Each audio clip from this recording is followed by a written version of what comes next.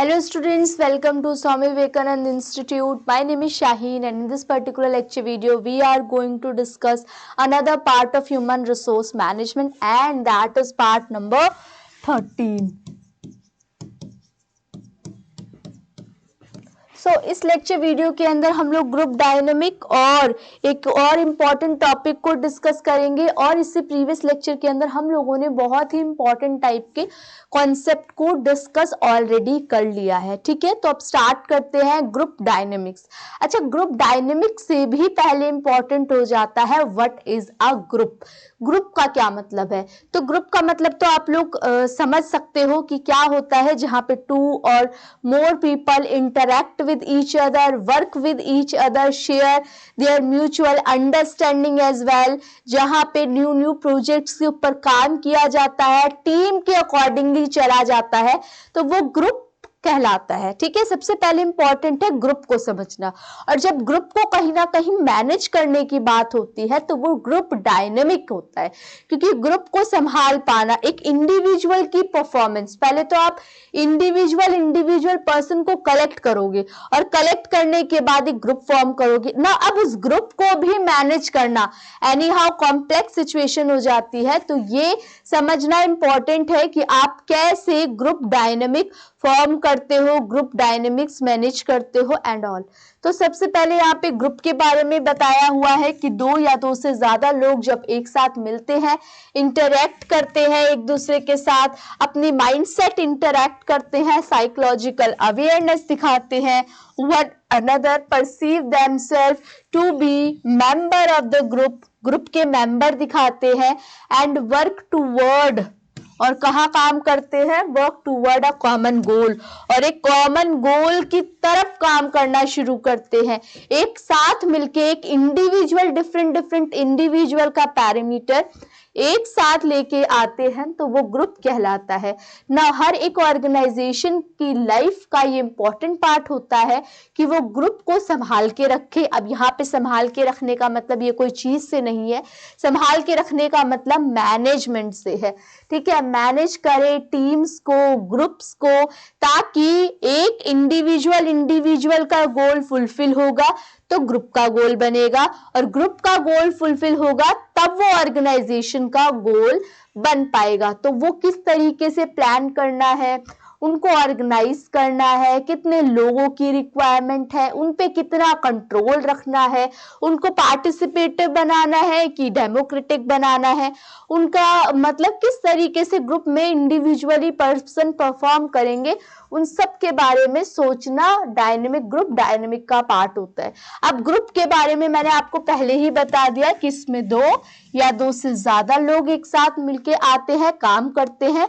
Group member have reciprocal influence on each other, एक का impact दूसरे पर्सन पे, दूसरे का इम्पैक्ट पहले पर्सन के ऊपर पड़ता है। ठीक है, तो that is called a reciprocal influence. Each member influence and is influenced by other in the group, हर एक मेंबर का भी फर्क पड़ता है ग्रुप पे और ग्रुप का भी फर्क पड़ता है इंडिविजुअल मेंबर पे। ना पीपल डेवलप, लोग डेवलप करते हैं mutual perception, emotion, they perceive and reorganize each other as members of the group, उनको ग्रुप के मेंबर्स की तरह देखा जाता है। हर एक ग्रुप के अंदर एक फॉर्मल लीडर होता है, एक इनफॉर्मल लीडर होता है। फॉर्मल लीडर कौन होता है? जो ग्रुप मेंबर इलेक्ट करता है, सेलेक्ट करता है। और इनफॉर्मल लीडर कौन होता है? Who engage in leadership activities but whose right to do so has not been formally reorganized by the organization or group, मतलब उसका सही डिसीजन लेने का हक उसको नहीं दे रखा। बट द थिंग इज कि यहाँ पे प्रॉपरली क्या बोल रखा है कि फॉर्मल लीडर सेलेक्ट करेगा ग्रुप मेंबर्स, और जो इनफॉर्मल लीडर होगा वो किसी ना किसी एक्टिविटी को सही तरीके से करना है, कैसे करना है, फॉर्मली नहीं है लेकिन इनफॉर्मल तरीके से गाइडेंस देना, कहीं कोई कमी बड़ी है उसको समझाना, वो सब आता है आपके किसका पार्ट में? इनफॉर्मल लीडर के। ईच इंडिविजुअल परफॉर्म, हर एक इंडिविजुअल अपनी स्पेसिफिक रोल परफॉर्म करता है और तभी जाके वो ग्रुप का परफॉर्मेंस बनता है। Group member from each other, role structure को सेट किया जाता जाता है, उनके रोल्स बताए जाते हैं, उनका आपस में क्या रिलेशन है ये बताया जाता है। दैट द ग्रुप और team members define and accept. Now types of groups, groups कितने टाइप के होते हैं, यहाँ पे 3 कैटेगरी दे रखी है, formal, informal group. Formal groups कौन से होते हैं, जो कि ऑर्गेनाइजेशन में बनाए जाते हैं और ऑर्गेनाइजेशन के अंदर इंडिविजुअल पर्सन को सब कैटेगरी के बेसिस पे बांट दिया जाता है। और इनफॉर्मल ग्रुप्स होते हैं जो अपने आप फॉर्म हो जाते हैं, जैसे फ्रेंड सर्कल, ठीक है, सेम टाइप के कलीग हो गए, सेम टाइप के डिपार्टमेंट के हो गए, तो वो अपने आप ग्रुप की फॉर्मेशन हो जाती है, वो बहुत ज्यादा एफर्ट्स डालने की जरूरत नहीं होती। प्राइमरी एंड सेकेंडरी ग्रुप्स क्या होते हैं, स्मॉल एंड लार्ज ग्रुप्स क्या होते हैं, इसके बारे में पढ़ेंगे ना। फॉर्मल ग्रुप्स कौन से होते हैं, जो कि स्पेसिफिक टास्क को परफॉर्म करने के लिए किए जाते हैं, उनके बारे में क्लियरली पता होता है कि भाई मुझे कहाँ से पावर्स लेनी है, किस किस पर्सन को रिस्पॉन्सिबिलिटी देनी है, और अगर मैं खुद रिस्पॉन्सिबिलिटी ले रही हूं then I am the whole person, I am the person who is wholly responsible for this and wholly accountable for this project, ठीक है। Now a communication channel, rules, regulation that govern the behavior of member, committee, task forces and work teams are the formal groups। Informal groups कौन से होते हैं, जैसे कि these groups are not created by managers, ये जो groups होते हैं ये मैनेजर क्रिएट नहीं करता, but spontaneously grown out reaction interaction amongst member of formal group, लेकिन वो कहीं ना कहीं फॉर्मल ग्रुप का ही रिजल्ट निकल के आता है। Now they are created by choice, ये अपनी मर्जी से क्रिएट होते हैं, मेंबर्स इवन सबऑर्डिनेट भी हो सकते हैं इसका पार्ट, और दीज ग्रुप में अपोज और सपोर्ट द फॉर्मल ऑब्जेक्टिव, कभी कभी फॉर्मल ऑब्जेक्टिव को ये अचीव करने में हेल्प करते हैं और कभी कभी ये अगेंस्ट भी चले जाते हैं। They are informal committees not shown on the organization chart. They form out of the common thinking of people, जो लोग एक ही सोच के हैं, एक ही तरीके का बैकग्राउंड शेयर करते हैं, एक ही तरीके के कल्चर से आए हैं, तो वहां पे इनफॉर्मल ग्रुप्स बनने के ज्यादा चांसेस होते हैं। ना प्राइमरी और सेकेंडरी ग्रुप्स कौन से होते हैं, प्राइमरी ग्रुप्स कॉमन गोल्स को जो शेयर करते हैं वो होते हैं, प्रमोट करते हैं, member share values and behaviour. ये जो ग्रुप्स होते हैं ये स्मॉल होते हैं and largely affect interpersonal behavior. Friendship and social needs are the basic of these groups. जो फ्रेंडशिप होती है, जो सोशल नीड्स होती है, वो इस ग्रुप का एक हिस्सेदारी होती है ना। सेकेंडरी ग्रुप कौन से होते हैं, हैव लूज इंटरपर्सनल रिलेशन, उनके कोई कॉमन गोल नहीं होते, दियर मेंबर डू नॉट एक्टिवली, वो एक दूसरे से इतना इंटरैक्ट नहीं करते। प्रोफेशनल बॉडीज, बिजनेस ऑर्गेनाइजेशन इसके सेकेंडरी ग्रुप के एग्जाम्पल हैं, ठीक है। Next one is small and large groups, तो ये तो नाम से ही समझ में आ रहा है, स्मॉल ग्रुप्स के कम मेंबर होते हैं जो एक दूसरे से इंटरैक्ट करते हैं, और लार्ज ग्रुप के ज्यादा मेंबर्स होते हैं जो कि इतना इंटरैक्ट नहीं कर पाते interpersonally. They do not actively communicate with each other, वो एक दूसरे से इतना ज्यादा इंटरैक्ट नहीं करते। Okay, next part. अच्छा चलो, ग्रुप नॉर्म्स के बारे में बताओ, क्या होता है ग्रुप नॉर्म्स।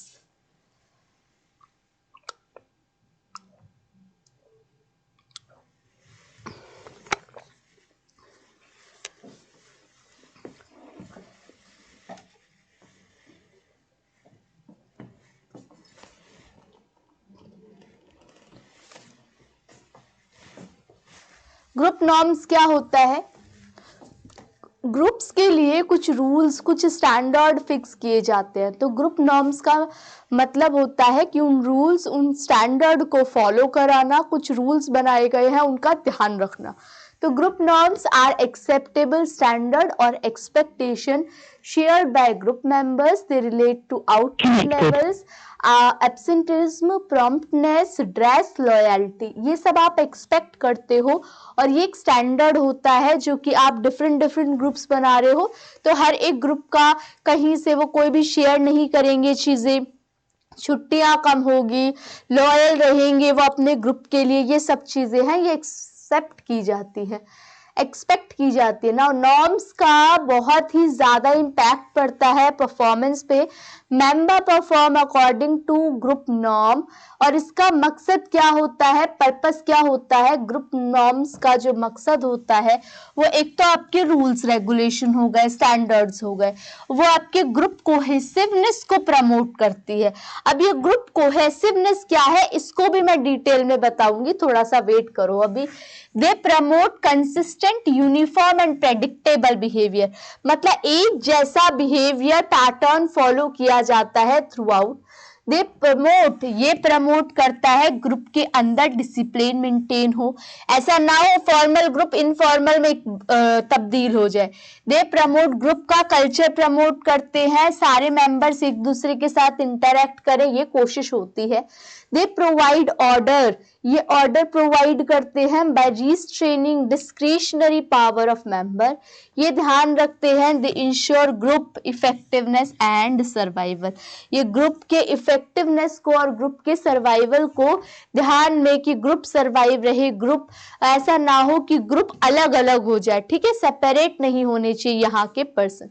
ना ग्रुप कोहेसिवनेस में बता रही थी कि एक पर्सन, जो ग्रुप कोहेसिवनेस का मतलब होता है is the degree to which members are attracted to the group and share the group goals, मतलब कितने एफर्ट्स डाल रहे हो, कौन कौन ग्रुप के अंदर ज्यादा अट्रैक्टिव है, अटेंटिव है, ग्रुप से ज्यादा मिला जुला है, ठीक है, तो वो ग्रुप कोहेसिवनेस कहलाता है। The degree to which members group से कितना जुड़े हुए हैं, कितना मोटिवेटेड है ग्रुप में रहने के लिए, are mutually influenced by one another. Group cohesiveness के ये कुछ फायदे होते हैं, जैसे कि नंबर 1, ये स्ट्रेंथन करता है ग्रुप के गोल को।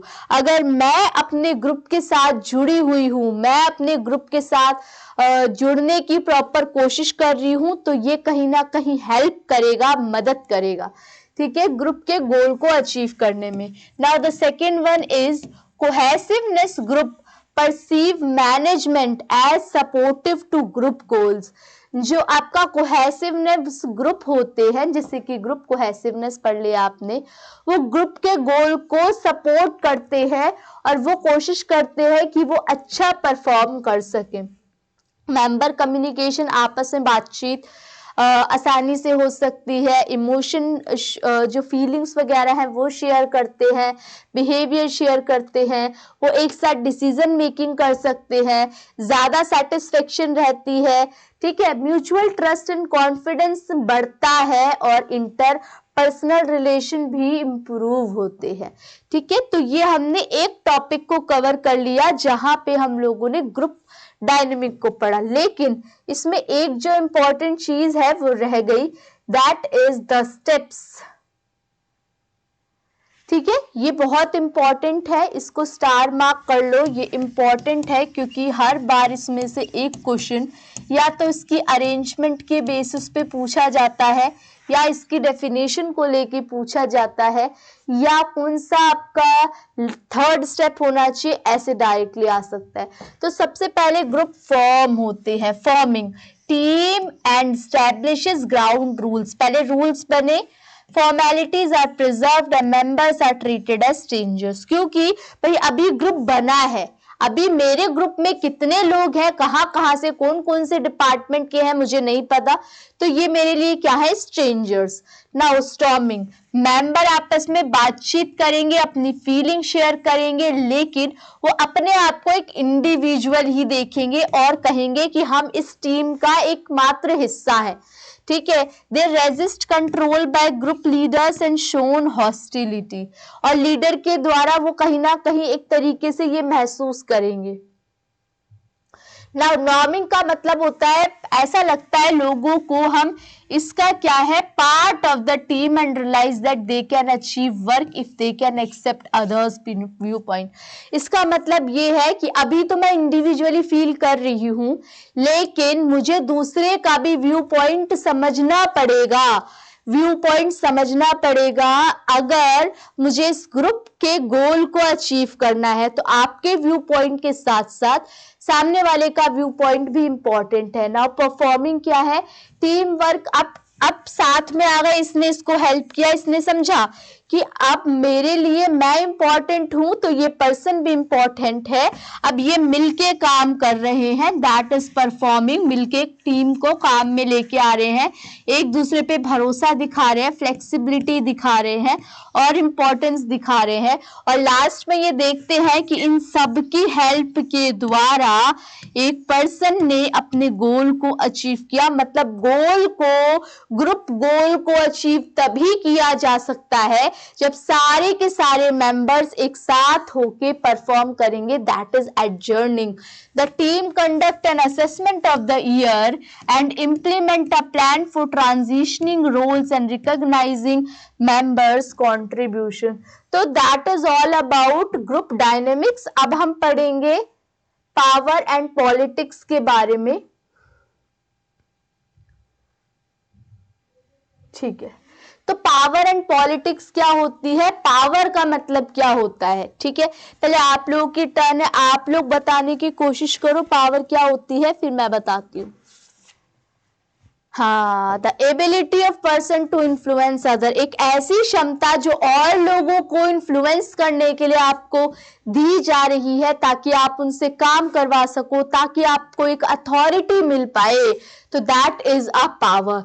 इज नॉट लिमिटेड टू, ये केवल मैनेजर्स पे ही नहीं होती, ये हर एक लेवल में होती है। कस्टमर के पास ये एबिलिटी होती है कि वो अपने एक्शन से, अपने एटीट्यूड से दूसरे लोगों को इन्फ्लुएंस कर पाए। Someone need not have power to influence another person and those with influence may not have the power। कभी कभी क्या होता है, किसी किसी को पावर की रिक्वायरमेंट ही नहीं होती लोगों को इन्फ्लुएंस करने के लिए, और कभी कभी इतनी सारी पावर होने के बावजूद वो लोगों को इन्फ्लुएंस नहीं कर पाते। ऑल्सो पावर जरूरी नहीं है, power is not the same as authority, authority की तरह सेम नहीं है। Authority is the power vested in a particular position, जबकि जो पावर होती है of security director. Next is sources of power, ये इंपॉर्टेंट है इसमें स्टूडेंट्स, क्योंकि इसके बेसिस पे हर बार क्वेश्चन आता है, और इस बार भी आपका कॉमर्स के सेक्शन से क्वेश्चन पूछा गया था। तो लेजिटिमेट पावर कौन सी होती है, जो कि एक पर्सन होल्ड करता है फॉर्मल पोजीशन के बेसिस पे, जो उसकी पोजीशन है उसके बेसिस पे उसकी कोई पावर है, उसके बेसिस पे उसके अंदर एक एबिलिटी है, क्षमता है कि वो ये काम करवा सकता है, तो that is a legitimate power. Reward power किससे आती है, reward power based on person access to reward, क्योंकि मुझे एक रिवॉर्ड मिला है इसीलिए मेरे पास ये क्षमता है। जब एक पोजीशन के बेसिस पे होगी तो वो लेजिटिमेट पावर, लेकिन अगर कुछ मुझे एप्रिसिएशन मिला है, इंसेंटिव मिला है, इसकी वजह से मेरे पास पावर है, तो वो रिवॉर्ड पावर आएगी। कोएर्सिव पावर कौन सी होती है, जब एक पर्सन की एबिलिटी होती है कि आपको पनिश कर सके। ठीक है, जैसे स्कूल टीचर की अब तो ये सब आप लोगों के लिए बैन ही है, जो स्टूडेंट्स हैं उनको हम पनिश नहीं कर सकते, मतलब पनिश कर सकते इन अ लिबरल वे। ठीक है, तो पनिशमेंट मिल सकती है, लेकिन अगर आपको पनिश करने का हक मिल रखा है तो वो कौन सी पावर होगी, आपको कोएर्सिव पावर होगी। Two types of different powers of individual, जैसे एक्सपर्ट पावर, जब मुझे पर्सनलाइज एक्सपीरियंस है, एक्सपर्टाइज है किसी सब्जेक्ट के ऊपर या किसी टॉपिक मैटर के ऊपर, तो वो पावर कहलाती है आपकी एक्सपर्ट पावर। और referent power based on person's attractiveness to other, जो दूसरों के रेफरेंस की वजह से होती है, वो रेफरेंट पावर होती है। ठीक है, पावर और पॉलिटिक्स को एक दूसरे से मिलता जुलता देखा जाता है। ऑर्गेनाइजेशन की पॉलिटिक्स को आप रिसोर्स की फॉर्मेट में देख सकते हो, कॉन्फ्लिक्ट को सुलझाने की फॉर्मेट में देख सकते हो, डिसीजन मेकिंग प्रोसेस भी कहीं ना कहीं ऑर्गेनाइजेशन में पॉलिटिक्स की वजह से आती है। Politics is fact of life, life का एक फैक्ट है जो कि हमें डील करना पड़ता है फॉर ऑलमोस्ट एवरी ऑर्गेनाइजेशन, हर एक ऑर्गेनाइजेशन के लिए। व्हेन एम्प्लॉय इन ऑर्गेनाइजेशन, वो अपनी पावर को कन्वर्ट कर देते हैं एक दूसरे से एंगेज होने में, वो पॉलिटिक्स है। Normally it is seen that individual who have good political skills, जिसके पास पॉलिटिकल स्किल्स बहुत अच्छी है, तो उनके पास ऑटोमेटिकली पावर कंडक्ट हो जाती है। Individual play politics to gain more power in organization, to have command over resources and have their more voice, मतलब ज्यादा क्षमता आ जाती है, आप ज्यादा कम्युनिकेशन स्किल्स आपकी इंप्रूव हो जाती है। Next one is organization politics के टू साइडेड है, एक तो पॉजिटिव और एक नेगेटिव साइड। पॉजिटिव साइड क्या है?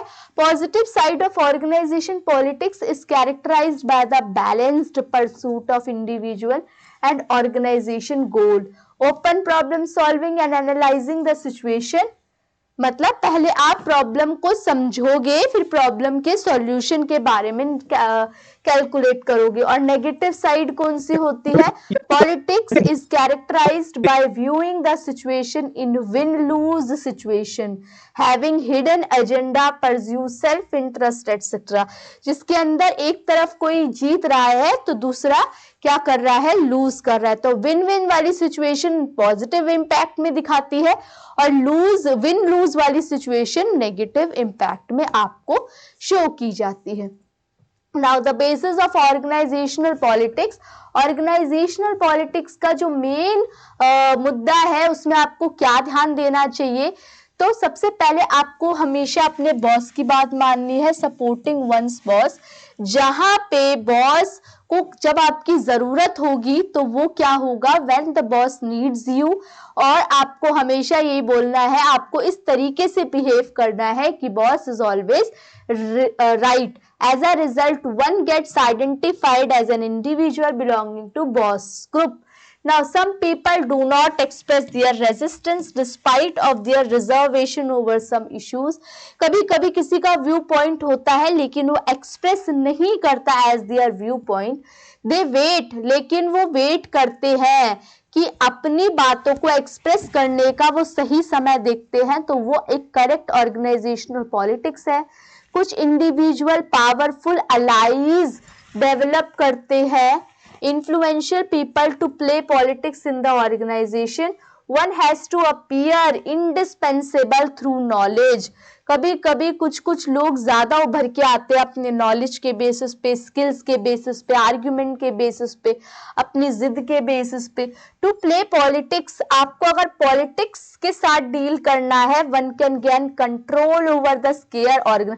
तो आपको अपनी जो रिसोर्सेज है जिनमें कमी है या आपकी नॉलेज जिनमें कमी है उसके ऊपर कमांड, उसके ऊपर एक्सपर्टाइज लेके आनी पड़ेगी। One has to be visible in terms of one extraordinary performance to play politics in the organization। एक पर्सन को अपनी जो एक्स्ट्राऑर्डिनरी परफॉर्मेंस है, अपनी जो क्वालिटी वाली परफॉर्मेंस है, उसको बहुत ही ज्यादा अच्छे से इम्प्रूव करना पड़ेगा ताकि वो पॉलिटिक्स में मेंटेन रहे, ऑर्गेनाइजेशनल पॉलिटिक्स को अच्छे से समझ पाए और इसको नेगेटिव ना लेकर के एक पॉजिटिव इम्पैक्ट में, पॉजिटिव एटीट्यूड में ले पाए। हाँ, इसका स्क्रीनशॉट ले सकते हो आप लोग। ओके, तो that is all about this lecture, जिसके अंदर हम लोगों ने दो टॉपिक को कवर किया और दोनों टॉपिक के इंपॉर्टेंट पार्ट्स को मैंने आप लोगों को बता दिया। ठीक है, बाकी आप लोगों से नेक्स्ट लेक्चर वीडियो में मिलते हैं। अगर कोई डाउट होता है इस पर्टिकुलर लेक्चर वीडियो से रिलेटेड या आपको और किसी लेक्चर की रिक्वायरमेंट है तो आप लोग कमेंट सेक्शन में मेंशन कर सकते हो। ये और न्यू जो बैचेस हैं उनको आप ज्वाइन कर सकते हो, इनरोल कर सकते हो। डिस्क्रिप्शन बॉक्स में उसकी आपको इंफॉर्मेशन भी गिवन है, तो प्लीज उसको जाके इनरोल करो ताकि आप लोगों को एक बेनिफिट मिल पाए और आपको प्रॉपर गाइडेंस के साथ आप प्रिपरेशन कर पाओ। ठीक है, अब आप लोगों से मिलते हैं नेक्स्ट लेक्चर वीडियो में। Thank you for watching.